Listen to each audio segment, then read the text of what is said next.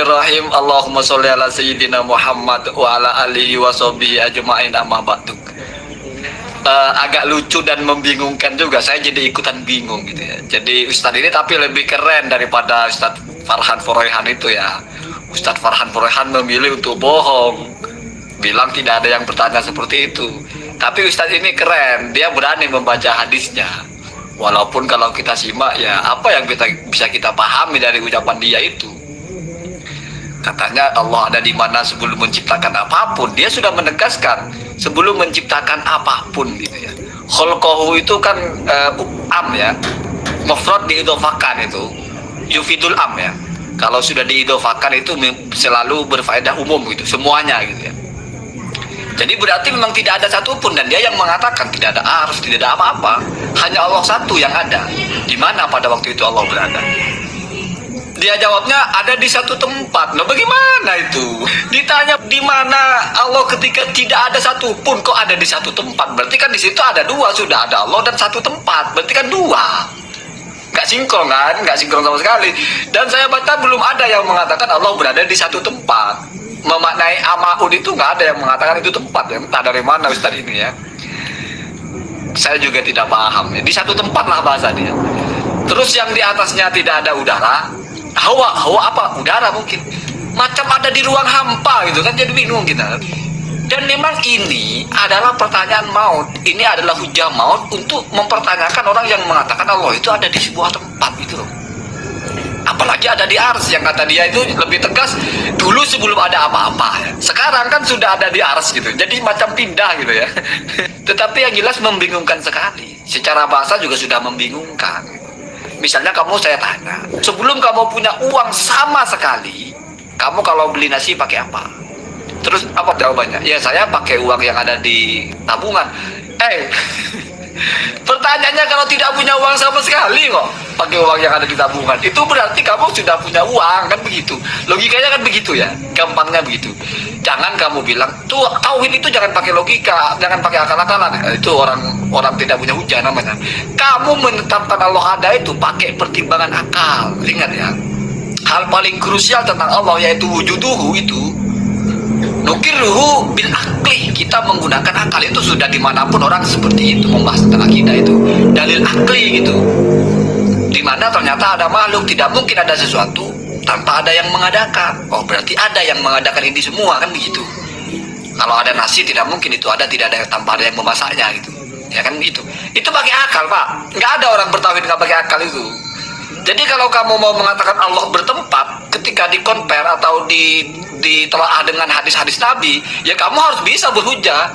Jangan tiba-tiba mengatakan Assalamualaikum warahmatullahi wabarakatuh. Alhamdulillahilladzi arsala rasulahu bil huda wa dinil haq liyudhhirahu 'alad dini kullih wa kafa billahi syahida. Fa inna ahsanal kalami kalamullah wa khairal huda huda Muhammad sallallahu alaihi wasallam wa syarral umuri muhdatsatuha fa inna kulla muhdatsatin bid'ah wa kulla bid'atin dhalalah wa kulla dhalalatin finnar. Kembali bersama saya Zulkarnain El-Maduri. Kali ini ingin menanggapi pendapat ngawur dari Gus Zakka yang cukup populer dengan yaitu daya hayalnya yang sangat tinggi. Jadi daya hayal, jawabannya itu hayalan gitu. Lebih banyak daya hayal. Nanti bisa jadi tahayul. Nah, yang akan kita respon dari persoalan yang muncul dari Zakka ini berkaitan dengan kata ama yang diartikan sesuka-suka dia gitu. Artinya kalau tolak ukurnya itu adalah pribadi Zakka, maka kebenaran yang layak dan patut dikembangkan itu adalah kebenaran yang datang dari pribadi Zakka. Selain yang bertolak belakang dengan daya pikir Zakka, itu tidak benar. Jadi bisa sangat disimpulkan. Mungkin nanti Zakka akan melahirkan kalimat Al-ijtihad la yunqadu bil ijtihad. Oh, tidak begitu Zaka. Al-ijtihad yunqadu bid dalil. Itu saya, ya. Jadi kalau berpikir tentang ama dalam sebuah hadis, yaitu an Abi Razin qala qultu ya Rasulullah aina kana rabbuna qabla ay yakhluqa khalqahu, kan begitu pertanyaannya ya. Kana fi ama ma tahtahu hawa wa ma fawqahu hawa wa ma summa khalaqa arsyahu 'alal ma. Nah, kemudian dikatakan isnaduhu dhaif, yaitu li juhalati uqayy. Kemudian wa akhrajahu Tirmidzi. Wa akhrajahu Tirmidzi min tariqi Yazid bin Harun bihadzal isnad wa qala hadisun hasan. Wa huwa fi musnad Ahmad. Ya, min raqam titik raqamnya itu. Itu. Wa sahih Ibnu Hibban juga fi raqam yaitu 6141. Wandur ta'liq Ibnu Hibban ala qawlihi kana fi ama. Nah, kana fil ama. Mal ama. Nah, ini yang dikatakan bahwa ama itu bukan suatu tempat. Jadi Zakka ini mengatakan ama itu bukan suatu tempat. Padahal jika kita lihat fi kalamil Arab dari Abu Ubaid ini seorang ahli bahasa, ketika berbicara di dalam kitabnya Gharibul Hadis, beliau menyebutkan yang disebut dengan al-ama yaitu yang dikenal dengan as-sihabul abyad, awan putih. Ada lagi di lain tempat dikatakan yaitu as-sihabul layyin. Yaitu awan yang tipis gitu ya, awan yang tipis. Kalau ini jelas sihabul abyad, awan putih gitu. Awan putih. Pengertiannya itu. Jadi ama itu kan jika dilihat dari kategorinya adalah isim. Jadi isim ya dia, isim. Nah, jadi jenis-jenis isim yang menunjuk pada suatu tempat. Kemarin saya juga berdebat dengan kelompok Asy'ariyah ya, yang bercokol di Muhammadiyah. Dia bercokol di Muhammadiyah, kemudian dia marah-marah, maki-maki saya gitu. Dia tapi saya tahu kalau itu bukan pikiran orang Muhammadiyah, pikiran orang-orang di luar Muhammadiyah. Terutama dari kelompok Mesir, kelompok Mesir yang mengangkat radiasi pemikiran seperti itu sebagai bencana pemikiran di kalangan para pengikut-pengikut Asy'ariyah. Dia ketika ada seorang ulama tarjih yang menyebutkan Allah berjazat, langsung muncul perasaan dongkolnya, jengkelnya. Ini ulama tarjih seperti apa? Bagaimana katanya? Kalau saya tenang aja. Itu. Jadi kata-kata yang seolah-olah bagi pola pandang yang bertolak belakang, jadi pola pandang yang bertolak belakang tentu tidak setuju dengan ucapan tangan gitu ya, dengan ucapan kaki, dengan ucapan telapak tangan, dengan ucapan jari-jari Allah dan sebagainya. Itu tidak setuju dia. Kalau perlu seluruh hadis itu dimusnahkan. Ini akan sangat menyenangkan mereka yang berpikir Asy'ariyah. Kalau perlu hadis itu dibuang. Kalau perlu hadis itu didustakan seluruhnya. Kalau perlu hadis itu dilemahkan seluruhnya. Karena menurut mereka itu bertentangan dengan akal mereka. Jadi mereka ini punya akal, tapi akalnya yang bertolak belakang dengan syariat itu. Nah, menurut mereka, jika sudah, kalau melihat dari cara berfikirnya Zakka, Zakka memposisikan akalnya sebagai tolak ukur kebenaran. Artinya kalau bertentangan dengan akal Zakka itu tidak benar. Harus sepenuhnya disandarkan kepada pemahaman akal Zakka. Nah, itu yang terdapat di dalam videonya ya, videonya. Nah, kita tentang ama misalnya. Ini ama luar biasa. Memang ama ini dari kata umyun ya. Kalau kita lihat tuh gelap, buta, tak melihat itu kalau disandarkan kepada insan, kepada seseorang gitu ya. Kepada makhluk itu akan bermakna orang buta. Jadi umyun fahum la yarji'un. Jadi ama itu.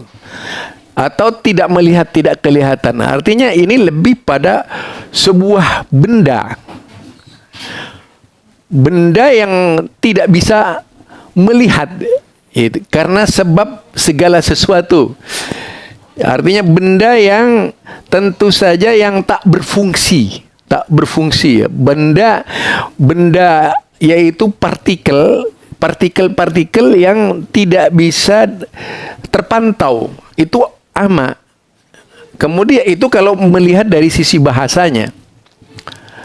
Nah, kemudian jika dikaitkan dengan bahasa tadi yaitu Abu Ubaid ya, Abu Ubaid dia mengartikan Abu Ubaid dengan istilah dalam kitabnya Fi Gharibul Hadis dengan kalimat Sihabul Abyad, yaitu awan putih. Jadi awan putih. Nah, di situ ama. Jadi bukan pendapatnya Zakka. Pendapat yang menurut saya itu pendapat yang lapuk. Pendapat tertolak. Jadi raddun ala Zakka. Nah, kalau aku kan lain. Raddu ala Zakka. Jadi saya menolak pendapatnya Zakka itu. Karena pendapat-pendapat seperti itu jelas menyimpang dari ketentuan agama yang sebenarnya, yang dipahami oleh ulama-ulama dahulu kala. Ini saya belum buka seluruh kitab. Jadi belum saya buka seluruh kitab. Saya kan orang awam, Zakka orang pandai. Tapi sayangnya kepandaiannya tidak mampu menyingkap kebenaran. Bahkan terperosok kepada pemahaman yang tentu saja dipertanyakan eksistensi kebenarannya itu loh. Eksistensi kebenarannya. Jadi ini kembali kepada masalah ama. Yaitu fi syarhi hadis kana fi ama ma tatahu hawa wa ma fawqahu hawa wa ma summa khalaqa arsyahu 'alal ma. Itu ya. Hasyias itu dalam kitab As-Sundi ala Sunanin Ibni Majah. Abul Hasan Muhammad bin Abdul Hadi Nuruddin As-Sindi ya. Ya, As-Sindi. Beliau meninggal yaitu sekitar 1100. Beliau seorang ulama ya, seorang ulama ahli hadis As-Sindi ini.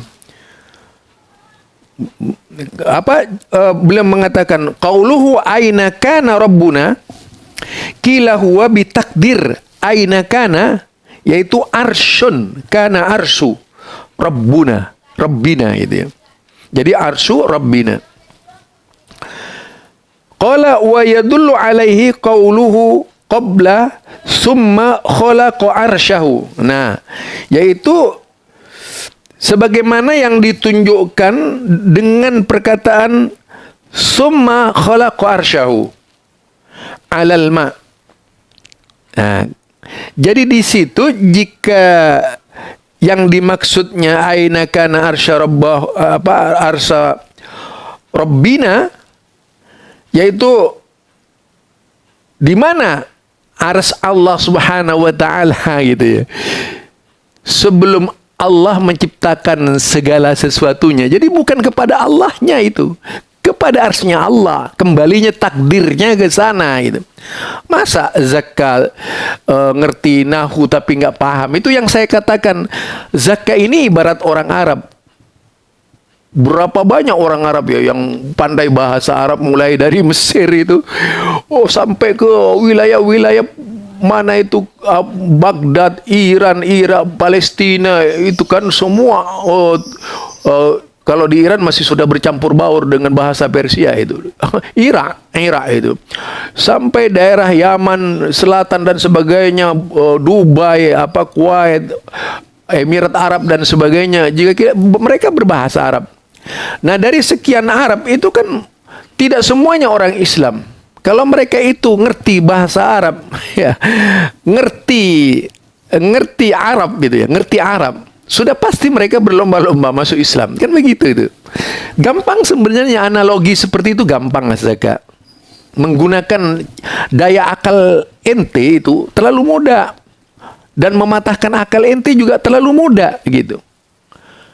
Bukan sebuah kecerdasan, ukuran akal itu bukan tetapi dalam pandangan ulama yang konsisten dengan kebenaran sejak dahulu kala sampai sekarang, biasanya mereka selalu menghadirkan dalil. Itulah sebabnya ketika ada perkataan kaidah yang mencantumkan al-ijtihad la yunqadu bil ijtihad, saya bantah al-ijtihad yunqadu bid dalil. Jadi bid dalil. Jadi ijtihad itu bisa dipatahkan dengan dalil. Nah, itu ya. Nah, ketika apa? Karena kalau sudah ada yang namanya dalil, tidak berlaku lagi pendapat itu. Pendapat siapapun kecuali pendapat Rasulullah sallallahu alaihi wasallam atau qaul Rasulullah sallallahu alaihi wasallam, perkataan Rasulullah sallallahu alaihi wasallam itu nggak bisa dipatahkan kecuali ketika dibicarakan dari sisi sanad dan sisi matan hadisnya. Apakah hadisnya masuk dalam hadis mutawatir atau mukhalafatul lil Quran, lil ayah. Ya. Mungkin itu yang dijadikan, makanya al hadisus sahih fil hadis, al hadisus sahih saya ulangi lagi, al hadisus sahih man salima lafduhu, yaitu yang lafadznya selamat, min rokakatin, dari kejanggalan-kejanggalan, wa salima ma'nahu min mukhalafatil ayah. Baru itu yang dipakai sebagai ukuran tentang hadis sahih. Wa kana ruwaduhu udulah, dan rawi-rawinya itu adalah adil. Tuh, kalau mau berbicara hadis ya, biar Anda paham banget gitu. Jadi berkaitan dengan pendapat Zakka yang lebih mengutamakan akal tapi tidak nyampe gitu, yang mengartikan ama itu bukan sebuah tempat berdasarkan pemahamannya dia, itu salah total. Bagi Zakka, ketika Allah bertempat itu makhluk, nih berarti yang membayangkan makhluk itu bukan Wahabi lagi, Zakka dan kelompoknya yang menyamakan Allah dengan makhluk. Itu sama persisnya ketika Ustadz Adi Hidayat berbicara tentang nuzulullah, yaitu turunnya Allah ke muka bumi, ke langit dunia ya. Itu sempat bagaimana kalau jam sekian kok. Nah, ini karena apa? Dia menyamakan kedudukan Allah Subhanahu wa taala dengan dirinya. Sudah hilang maha kuasanya Allah ya. Dibuang oleh Zakka itu, dibuang. Allah yang maha kuasa dibuang gitu. Allah yang maha segalanya, yang terlepas dari sifat cacat itu dibuang oleh Zakka seluruhnya itu. Sifat iradah, sifat kudrah dan semuanya itu dibuang. Padahal itu bagian dari pengembangan, yaitu Asmaul Husna. Apa yang disebut dengan iradah syar'iyah, apa yang disebut dengan iradah kauniyah, tentang kudrah juga, itu yang menjadi sifat-sifat Allah terdapat di dalam Asmaul Husna itu. Itu dibuang oleh Zakka, kemudian yang dijadikan patokan akalnya. Jadi saya fungsikan akal. Kalau tidak bisa menerima akal, wah itu orang bodoh.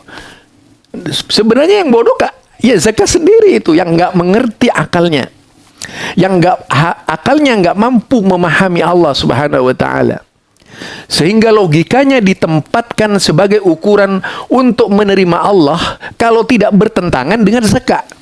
Artinya zakat ini suatu saat bisa murtad gitu. Jadi seandainya Islam ini bertentangan dengan zakat, maka zakat tidak akan masuk Islam. Kan begitu pada akhirnya nanti itu. Naudzubillah min dzalik. Artinya agama logika persis. Jadi ini Mu'tazilah asli, nggak ada Ahlus Sunnah seperti itu. Nggak ada itu. Mau cari dalam sejarah manapun, kecuali Mu'tazilah, kecuali Aswajah, Ahlus Sunnah versi Mu'tazilah itu ada. Itu Mu'tazilah. Ada yang begitu tuh. Apa ya? Ketika Allah mengatakan ama itu tadi dikatakan sihabul abyad. Itu kan kita tidak bertanya kaifiatnya. Yang dilarang tentang kaifiatnya. Coba bagaimana misalnya kalau Allah itu ada di sihabul abyad itu gitu.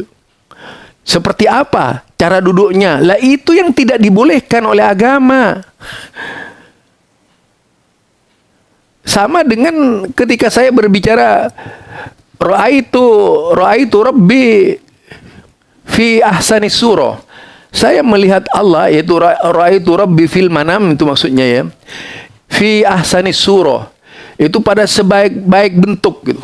Wah, begitu diartikan bentuk, wah itu ini mujassim dan sebagainya. Naudzubillah min dzalik. Ternyata daya jangkaunya orang-orang sebelah ini aneh-aneh gitu ya. Karena terlalu banyak makan filsafat.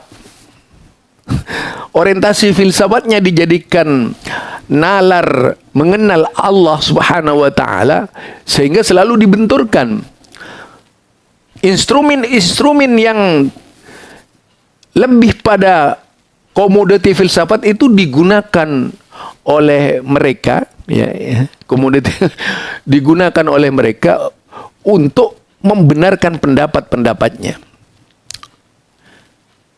Jadi Allah selama berkehendak, misalnya Allah menciptakan langit dan bumi selama 6 hari atau 6 masa lah. Kalau kita tanya mengapa harus 6 masa, Allah kan maha kuasa. Itu jika saya mewakili zakat kan, mengapa harus 6 masa? Apa Allah tidak bisa menciptakan kalau tidak 6 masa? Nah ini kalau zakat pakai nalar seperti ini, yang sebenarnya bingung bukan Wahabi, zakat yang bingung di dalam memahami agama. Jangan dibalik-balik. Zakat itu bingung memahami Islam. Zakat bingung memahami Allah. Zakat bingung memahami hadis Rasulullah sallallahu alaihi wasallam. Itu yang menjadi masalah. Kemudian wa ala hadha yahtamilu qawlahu qabla an yakhluqa khalqahu ala ghairil arshi wa ma yata'allaqu bih wa hina idin la iskal fil hadisi aslan wal ama bil fathi wal madd sahab, yaitu sahab kada fin nihayat. Jadi dalam kitab An-Nihayat itu juga disebut sahab ya. Wa man la yaqdir mudhafan yaqulu laisal muradu minal ama syai'an mawjudan ghairullahi li'annahu hina idin yaqulu min qabilil halq wal kalam mafrud qabla an yakhluqal khalqa bal muradu laisa ma'ahu syai'un. Jadi laisa ma'ahu syai'un wa yadullu alaihi riwayat kana fi'am bil qasri fa innal ama bil qasri mufassaru bihi qala at-Tirmidzi qala yuridul ama ay laisa ma'ahu syai'un. Itu pengertian yaitu at-Tirmidzi. Jadi dia mengatakan laisa ma'ahu syai'un. Itu yang bernama am. Wa ala hadha kullu wa fi qawlihi kana fi ama bimana annahu kana ma'a adami syai' akhar wa yakunu hasil jawab al-irsyadu ila adamil makan wa ila annahu la aina sammata faslan an yakuna huwa fi makan wa qala katsir minal ulama hadha min hadisi sifat fa nu'minu bih wa nakilu ilmihi ila alimihi wa ma fi ma tahtahu hawa nafiyatan la mausulatan wa kada qawluhu wa ma fawqahu wa amma qawluhu wa ma summa khalqa ila akhir hakada fi Nusakh Ibnu Majah. Al-mu'tamad wal-zahir anna qawlu wa ma ta'kid lin nafyi sabiq wa yahtamil ay yakuna summa bi fathil musal ismun isyarah ilal makan. Nah, jadi itu ismun isyarah ila makan. Itu adalah isim isyarah menunjuk suatu tempat ketika fi ama itu. Saya yakin Zakat itu sangat ngerti sekali. Wa khalaqam bimakna makhluk wa qawluhu arsyu 'alal ma jumlah ukhra. Wa ba'duhum ja'ala wa ma'un bil mad atfan ala hawa wal aqrab annahu tadhif. Jadi di sini mungkin perlu kita rinci cara berfikirnya ya, cara berfikirnya.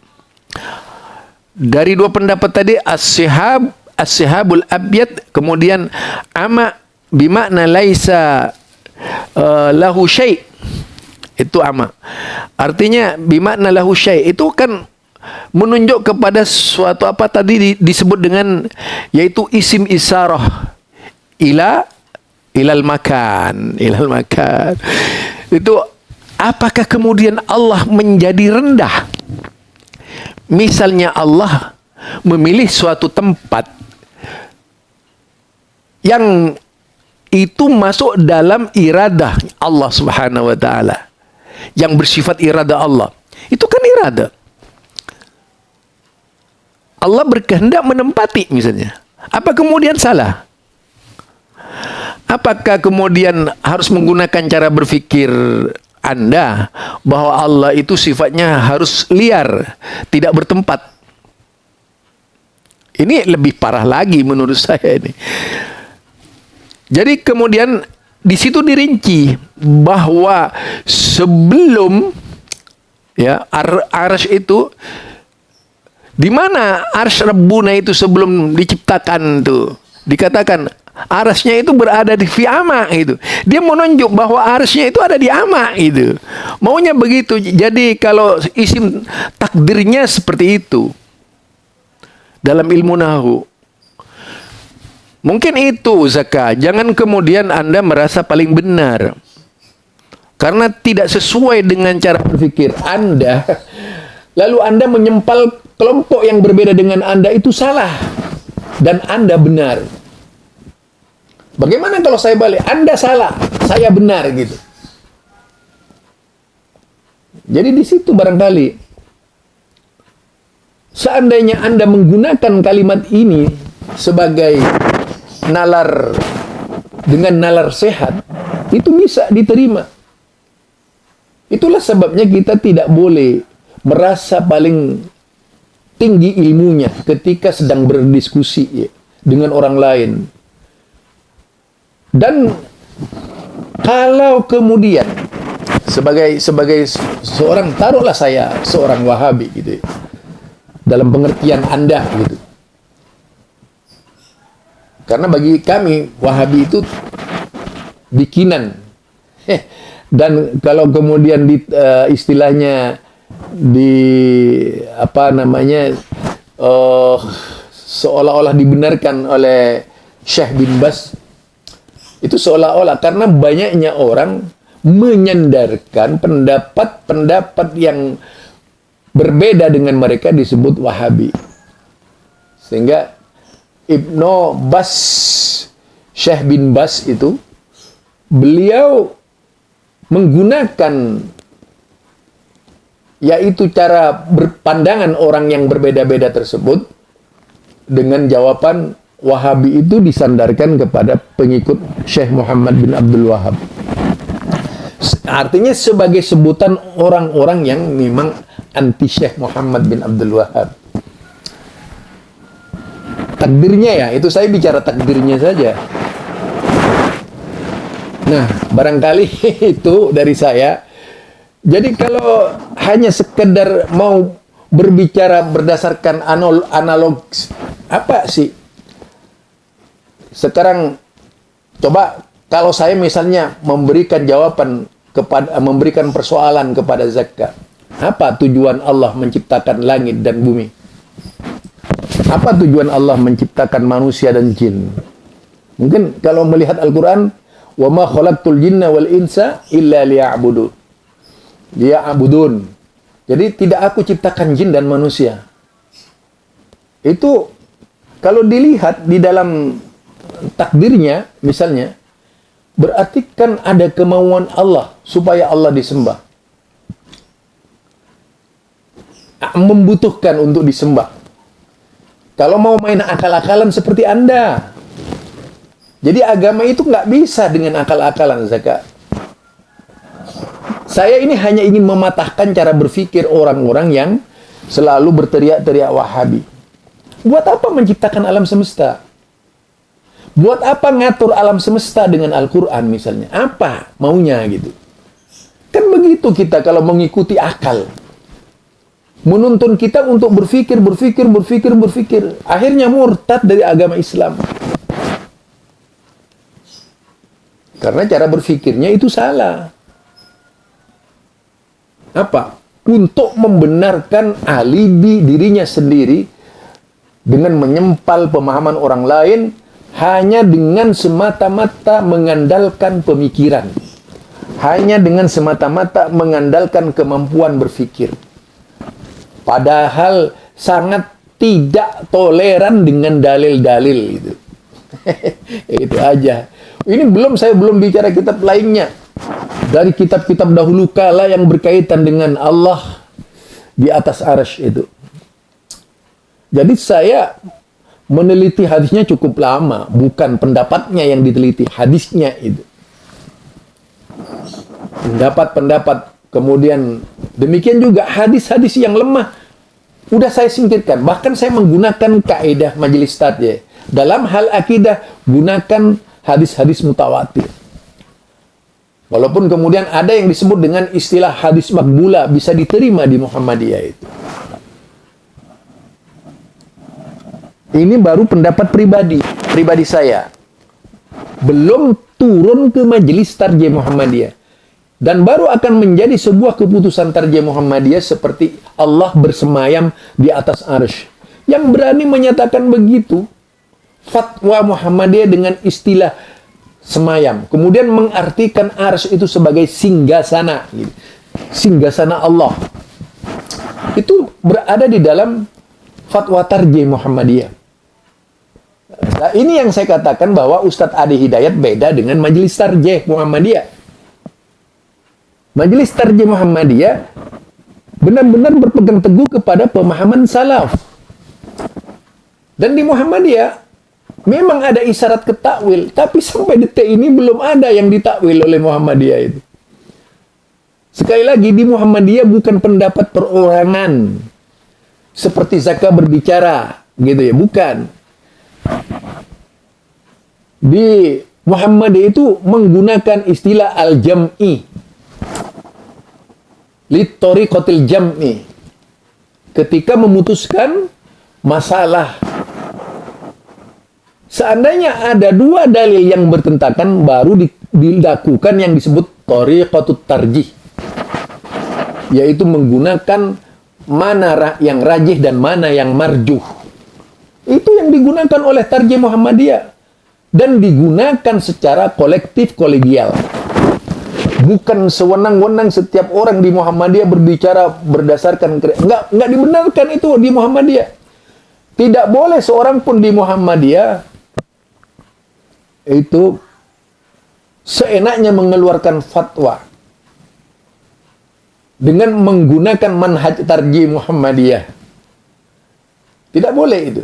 Jadi harus kolektif. Kalau mau berbicara dalam sidang, misalnya yaitu Munas Tarjih Muhammadiyah misalnya ya. Seperti yang dilakukan di Surakarta, yang dilakukan di mana itu kemarin di Makassar dan sebagainya. Ada yang disebut dengan Munas Tarjih Muhammadiyah, melahirkan pendapat-pendapat tarjih. Hatta permasalahan umum terkait dengan corona dulu itu kan Munas Tarjih yang berfatwa. Jadi tidak dibolehkan perorangan di Muhammadiyah itu. Nah, hasil boleh Ustadz Adi Hidayat berpikir seperti itu di luar Muhammadiyah, silahkan. Tapi bukan pendapatnya Muhammadiyah. Banyak orang yang protes kepada saya. Lebih Muhammadiyah mana? Ustadz Adi Hidayat dan Zulkarnain El-Maduri. Aduh ya Allah. Yang jelas lebih Muhammadiyah saya lah. Saya mengikuti tarjih Adi Hidayat tidak gitu. Gampang aja kan begitu jawaban. Zakat. Itu saja dari saya, Zulkarnain El-Maduri. Mudah-mudahan zakat diberi petunjuk oleh Allah Subhanahu wa taala ke jalan yang benar. Subhanakallahumma wa bihamdika asyhadu an la ilaha illa anta astaghfiruka wa atubu ilaik. Assalamualaikum warahmatullahi wabarakatuh.